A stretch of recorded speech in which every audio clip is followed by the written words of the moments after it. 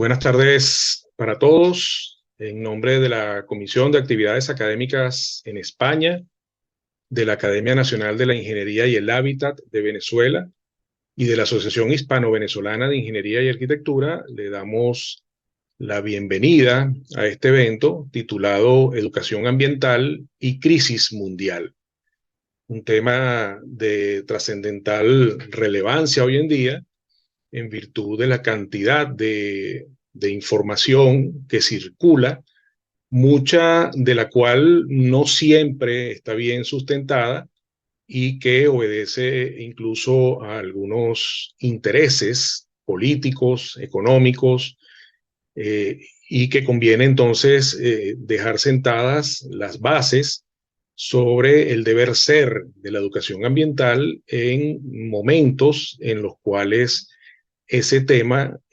representa un pilar fundamental hoy en día del entorno mediático en todos los ámbitos que nos competen. Es un evento organizado por el Grupo de Trabajo de Ambiente que dirige el colega Pablo Kaplun Hirst y que va a ser el moderador de este evento. Bienvenido, Pablo, y bueno, gracias, te cedo la palabra. Adelante. Bueno, antes que nada, gracias por la presentación. Oscar, un compañero entrañable y muy proactivo. Yo debo ser un poco más modesto, que no coordino el grupo de ambiente, realmente lo coordina Mercedes, que está conectada en este momento. Un saludo a todos. Yo lo que hago es que apoyo a Mercedes y sí me he encargado más de la parte de educación ambiental, que bueno, que hoy estamos con tres colegas muy queridos y también muy significativos, a los cuales vamos a dar intervención. Sí, realmente cuando pensamos el título del evento, no sabíamos que el nivel de crisis que íbamos a tener mundial era tan profundo como los acontecimientos del último mes, ¿no? Obviamente se nos puede mezclar eso, en realidad tenemos que hablar de crisis mundial desde el punto de vista ambiental, ¿no? Pero bueno, los colegas irán viendo cómo enlazan los temas. En primer lugar, vamos a tener tres ponentes hoy, ¿no? Que son Javier Benayas, de la Universidad Autónoma de Madrid, catedrático de la Universidad Autónoma de Madrid, que es referente en todos los temas de educación ambiental, tanto en España como en América Latina, porque es quien, bueno, fue clave para todos los congresos iberoamericanos de educación ambiental que existieron. También en el doctorado interuniversitario, creado por otra universidad española, que coordinó durante muchísimo tiempo Javier, y además Javier también fue vicerrector de sustentabilidad de la UAM y del Consejo Español de Rectores de Sostenibilidad. O sea, un entonces muy importante. Después va a haber Alejandro, y luego Antonio Pou, Alejandro Álvarez de Venezuela, luego Antonio Pou, profesor honorario de la UAM. Vamos primero con Javier, entonces. Yo le cedo la palabra a Javier, quien tiene como tema, perdón, quien tiene como tema la educación ambiental ante un escenario de crisis global, muy parecido al título del evento como tal. Bueno, te damos la palabra, Javier. Gracias, Pablo. Y bueno, encantado de estar compartiendo con Alejandro y con Antonio, que tenemos muchas andaduras en este tema de de las últimas décadas, ya no hablar de años, sino de décadas. Bueno, yo voy a hacer una intervención no muy larga, haciendo una aproximación desde un poco las tres momentos, el pasado, el presente y el futuro, ¿no? Es decir, un repaso en un momento clave que estamos y de dónde venimos, ¿no? Justo en el año 72 se celebraba la reunión de Estocolmo, en la cual se creó el PENUMA y donde de alguna forma institucionalmente surgió la educación ambiental.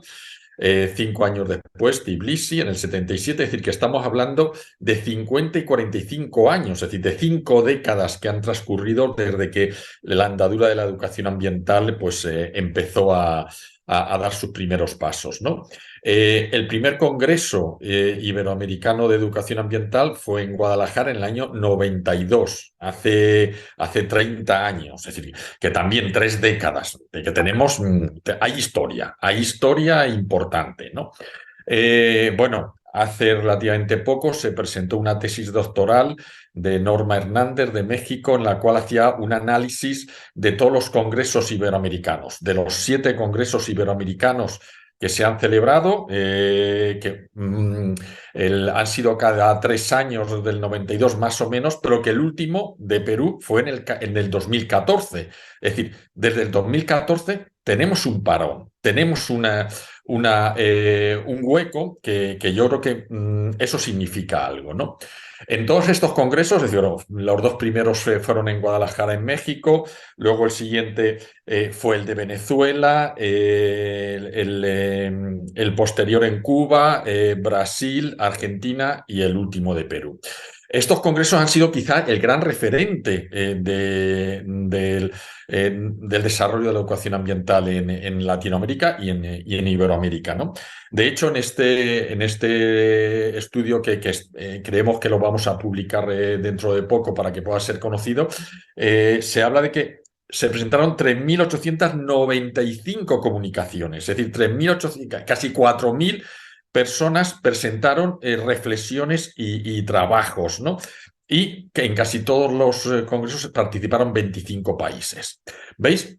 Que bueno, yo creo que esto es la educación ambiental ha estado muy activa, ha sido muy dinámica y ha tenido, pues, de alguna forma, pues una repercusión importante en el ámbito latinoamericano. Pero de alguna forma yo creo que ha entrado en crisis. De hecho, el que desde el año 2014 no se haya celebrado ningún congreso y tampoco parece mucho movimiento de que se quiera celebrar, es de que algo está pasando, ¿no? Yo hablando un poquito desde España, pues desde luego en España, en la década del 2000, estimábamos que había unos 15.000 puestos de trabajo de educadores en España, ambientales en España, que no estaba mal. Era un sector muy activo, muy dinámico, con proyectos ya con una cierta historia y con mucha madurez. Pero la crisis del 2010 lo que vino es a echar un jarro de agua fría sobre todas estas expectativas y estimamos que un 50, un 75% de esos puestos de trabajo se perdieron. Es decir, que de esos 15.000, como mucho quedaron 3.000, 4.000 personas trabajando y muchos de ellos se perdieron todos esos proyectos y tuvieron que salir a otros trabajos, a otras iniciativas que ha sido difícil recuperar, ¿no? Y cuando se estaba recuperando ha venido la pandemia.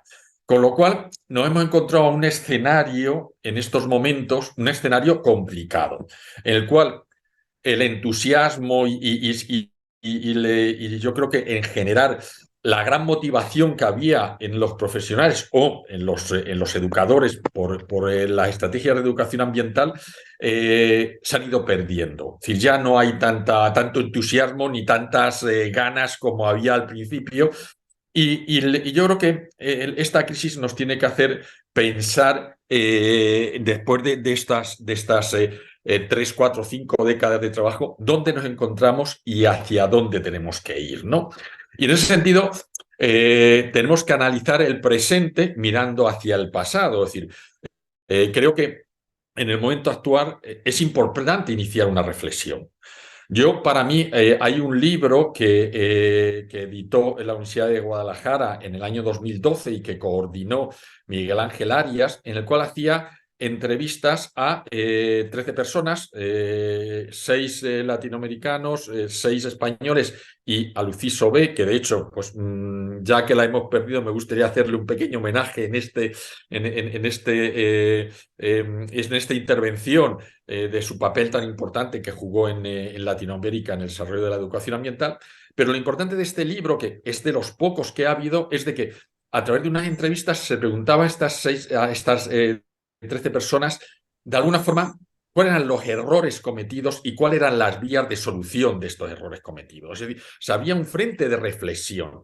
Y yo creo que cuando uno tiene una historia, tiene que mirar hacia atrás para ver de alguna forma dónde podemos reforzar los puntos débiles y dónde podemos de alguna forma que fortalecer, porque los tiempos han cambiado. Ahora mismo la Agenda 2030 es de alguna forma el referente en muchas actuaciones. Y en ese sentido, pues de alguna forma la etiqueta de educación ambiental está perdiendo peso progresivamente. Y es curioso que esté perdiendo peso cuando la acción educativa es más importante que nunca. Porque la salida a la crisis en la cual nos estamos enfrentando, la crisis climática, la crisis social, las diferentes crisis tienen que venir por cambios sociales. El origen es humano y por lo tanto el cambio tiene que producir o tiene que venir de esos cambios sociales. Por eso es importantísimo iniciar estos procesos de encuentro, de reflexión, de elaborar estrategias. Yo creo que aquí también en España hemos cumplido yo un papel muy interesante porque en el año 2019 iniciamos la elaboración de un documento de diagnóstico de qué había ocurrido en España en los últimos 30 años. Se llama Educación para la Sostenibilidad, 30 años después del Libro Blanco de la Educación Ambiental en España. Un documento de unas 500 páginas de 14 capítulos en los cuales se hacía un diagnóstico de dónde se encontraba la educación ambiental en nuestro país. Y ese documento dio paso, justo en los meses de la pandemia, a elaborar un plan de acción, unas propuestas para abrir un camino al de futuro, ¿no? Ese plan de acción de educación ambiental fue aprobado por Consejo de Ministros en julio de 2021. Es decir, España cuenta ahora con un plan de acción de educación ambiental aprobado por Consejo de Ministros y con presupuestos y con acciones concretas para llevar del 2021 al 2025. Es decir, si nosotros reflexionamos, si identificamos hacia dónde tenemos que crecer, de alguna forma podemos identificar cuáles son las vías y los pasos en los cuales tenemos que encaminarnos, ¿no? Y en eso yo creo que es lo importante de hacer estos planes estratégicos o estas reflexiones. ¿Y a dónde tiene que estar el futuro? Es decir, ¿por dónde deberían ir los tiros de cara a los próximos años? O por lo menos, ¿dónde los veo yo que deben estar fundamentalmente? Primero, yo creo que uno de los errores que ha tenido la educación ambiental es que éramos mensajeros en el cual no teníamos los contenidos que queríamos transmitir. En España hay una frase hay un dicho que viene muy bien a esto que os estoy contando, es vender la moto sin tener la moto. Es decir, nos dedicamos a vender mensajes sin tener las alternativas. Y yo creo que es fundamental que si nosotros queremos cambios, necesitemos primero generar esos cambios y que la educación vaya acompañando a los cambios.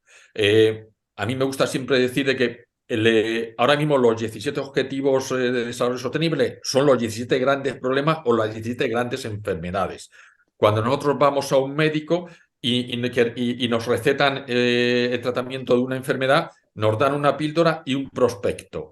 La píldora no es efectiva si no nos dicen cómo la tenemos que tomar, si no tiene el prospecto, porque podemos tomar más de la cuenta en los momentos que no es el adecuado. Ahora imaginaros lo contrario, nos dan el prospecto pero no nos dan la píldora. Sabemos cómo tenemos que curarnos, pero no tenemos el medio con lo que curarnos. De alguna forma en educación ambiental ha ocurrido mucho que éramos el prospecto. Decíamos mucho a la gente lo que tenían que hacer, pero no dábamos las píldoras, no dábamos las soluciones. Por eso la educación ambiental que se está haciendo ahora y la que se tiene que hacer en el futuro es una educación para la acción dirigida realmente a acompañar los cambios, a acompañar propuestas concretas. Ya no tenemos que predicar de forma genérica, sino tenemos que predicar sobre acciones. Cómo solucionar los temas del transporte, cómo solucionar los temas de la energía, cómo solucionar los temas de consumo. Y aquí, ya para acabar, de alguna forma, ¿dónde están los 3 niveles estratégicos que yo plantearía de la educación ambiental de cara al futuro? Que no son otros que los que el grupo de expertos que creó el secretario de Naciones Unidas en la cumbre de Río+20 sugería. Primero, tenemos que empoderar a la población para que de alguna forma ellos sean conscientes que en su vida cotidiana tienen que optar por opciones de consumo o por comportamientos que sean sostenibles. De alguna forma, uno de los grandes retos de la educación ambiental es llegar a los no convencidos. Hemos estado predicando para los convencidos. Cuando organizábamos actos como este, los que se apuntan son los que ya están sensibilizados y convencidos, y tenemos que llegar a grupos de población que no están sensibilizados con esta temática. Y les tenemos que hacer conscientes de que desde que se levantan tienen que tomar decisiones de qué desayunan, con qué se visten, en qué energía van a utilizar, qué transporte van a utilizar, para que opten por opciones de sostenibilidad. Y de alguna forma, para que puedan optar, tenemos que generar las alternativas. La innovación y las propuestas de generar alternativas sostenibles es fundamental, porque si no hay esas alternativas, no puede haber cambio. No podemos educar sobre el vacío, tenemos que educar sobre alternativas concretas. Y para acabar, es importante el generar cambios en la gobernabilidad de las instituciones. Yo en los últimos años he sido concejal de mi pueblo y me he implicado en política. ¿Por qué? Porque es que si no lo hacemos nosotros, es decir, los que están en política no adoptan decisiones con criterios de sostenibilidad. Entonces, necesitamos inmiscuirnos en las instituciones para crear más gobernanza en sostenibilidad y de alguna forma que la educación ambiental no solamente esté en las instituciones educativas, sino estén en todas las decisiones que se toman a nivel de gobierno a distintos niveles de gobernanza. Y yo, por no sé alargarme más, estas eran un poco las ideas principales que quería transmitir en mi intervención y que luego podemos retomar en el debate. Bueno, gracias Javier, creo que fuiste bien claro. Yo no voy a hacer en este caso un resumen porque creo que fue sucinta la intervención y al mismo tiempo muy concreta, nos planteas retos bien importantes y las debilidades que tenemos luego de existir ya durante más de 30 años en cuanto a congresos y cosas de estas, a congresos en particular, que fue lo que movió un poco toda la gran corriente de la educación ambiental como termómetro, digamos, ¿no? Vamos entonces, ya quedó claro, una visión desde España, pero con amplitud hacia Iberoamérica, nos dio Javier, que por supuesto es lo que esperábamos de él, porque es como el motor o el motorcito, digamos, de todos esos congresos que se ven tan importantes.